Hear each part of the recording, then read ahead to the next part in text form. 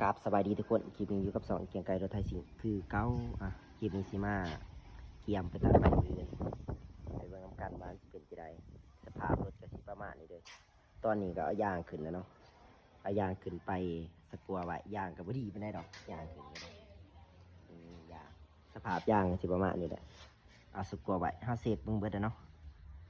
ลังกระเสกหนากระเสกกระดังไปใส่น้ำมันมาก็เติมลูกห้องกับแข็งอยู่ที่ว่าฟานซ้ำนี่ยามมือที่ถ่ายคลิปให้เบิ่งนี่รถหากระจัดส่งใหม่ส่งเดิมเติมแต่สติกเกอร์ กับเดินหอบยังบ่ทันได้จัดส่งใหม่ชุดนี้สิเอาออกที่สั่งใหม่เนาะสิเฮ็ดเป็นส่งใหม่โทรก็ขายนะยังแต่ขออันนั้นขอโตกองอากาศบ่ทันได้ขายโทรขายเรียบร้อยละนี่แหละสภาพรถก็สิประมาณนี้ล้างเรียบร้อยละเกียมพร้อมมือเนาะเดินทางไปน้ำกันนี่ประมาณ3 คันนี่แหละ3 คันหรือ2 คันนี่แหละ2 คันถึงของข่อยเนี่ยต้องแถวกับ3ไปตัดอยู่รัก30เดี๋ยวไปถ่ายคลิปให้เบิ่ง